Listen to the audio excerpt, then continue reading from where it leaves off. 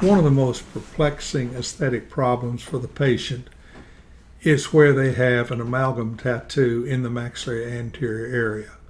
And I have a couple of cases that I would like to show you, one using a free gingival graft and one using a connective tissue graft. First of all, the connective tissue graft, for this is a way that you will probably be managing these cases.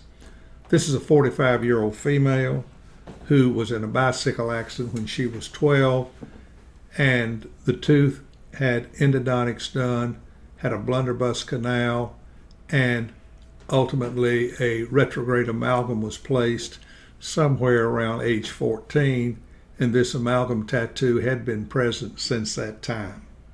The tooth had been extracted about 6 weeks ago, and the patient was sent to me to treat the amalgam tattoo prior to having an implant placed. You notice that blackened area where the granulation tissue was, and it was a nasty looking blackened tissue. So using a mold curette to remove all that tissue, we put in freeze-dried bone allograft material, FDBA, and mix that with calcium sulfate. And calcium sulfate, there is a video on this web textbook that I would suggest that you go, if you haven't seen it, and read up on that. So after the osseous grafting, you can see that we're now getting ready to place a connective tissue graft in the tunnel that we're going to create. So here's a piece of connective tissue that we have harvested from the palate, and I would like for you to note on the left how it is overlapping the frenum. Now let's talk about why. You can see on the right it has been inserted in the tunnel, but we will undermine underneath the frenum about 5 millimeters, as you see here, and we will tunnel back to where the vertical incision is in the premolar area. The connective tissue is then placed in the tunnel, and the tail that you see on the left is then tucked into the tunnel.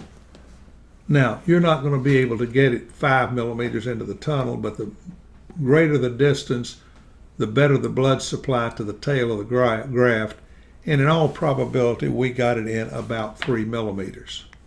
And so the suturing was done. We see the pre-op on the left, and we see the day of surgery, and we have somewhat bulked out that area as well, but please note that the amalgam tattoo has persisted. As I've said in other tapes, in periodontoplastic surgical procedures, I typically do not see the patient for about 3 weeks, for I would like to have a high level of tissue maturity before we start instructing the patient in brushing techniques. But you will see here that the amalgam tattoo persists.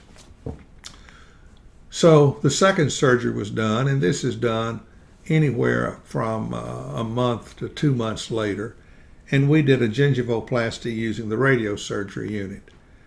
So also we have a video on practical use of radiosurgery that gives you the background, the science, the physics behind it, that I would urge you to look at if you have not seen that.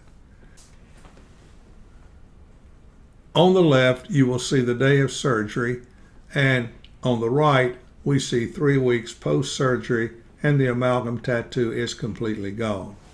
So here's the pre-op, and here is the post-op, and we delayed about 6 to 8 months before going in there and placing an implant. The second case is an amalgam tattoo treated with a free gingival graft. This is a 37-year-old female, and this was my dental assistant. Now remember, when this was treated, the connective tissue graft had not been presented, and I was hesitant to do this because I had never done it and didn't have a real feel for it. But you'll notice from her smile how unaesthetic that canine area is. And she had this amalgam tattoo present for about 25 years, as she had lost the canine tooth similar to the lady in the former slide to some type of accident. Here is the graft in place.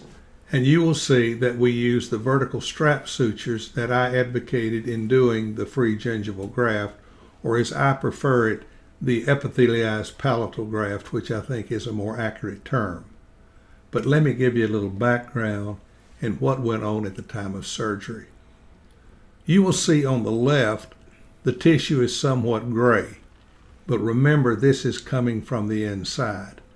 So I made my incision and was going to maintain the periosteum for blood supply, but once I reflected that, the periosteum was much blacker than what you see on the left. So I elected to go in and remove the periosteum and expose bone. Well, when I exposed the bone, the cortical layer was blacker than the periosteum, and I could see embedded little filings of amalgam. And I asked myself at that time, PD, why did you let her talk you into doing this? So I took a high-speed carbon burr and did an osteoplasty to remove the cortical bone to get rid of all of those amalgam filings. And as you would imagine, once we removed the cortical bone, I got much better bleeding to the graft, so apparently I made the right choice on that. So note the vertical stabilizing suture that I mentioned, which really did stabilize this graft. Now we're looking at about a 3-year post-op, and the thing that I would like for you to note is the graft is taken, but look in the apical area at the gray blackened tissue that persisted there. And then we look at it 8 years later and notice that all that blackened tissue has gone and the graft has begun to blend in even better on that. But then we look at the case 16 years later, and the interesting thing, at 8 years, the area that was still paresthesia or anesthesia, no feeling in that area, but somewhere between 8 and 16 years, the feeling came back in that.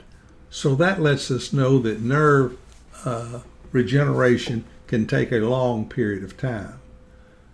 But look at what nice convex tissue we have, what bulk. And this would be now an ideal site to do a single tooth implant. This is the pre-op, this is the post-op, and as she smiles, the pre-op and a 16-year post-op on that.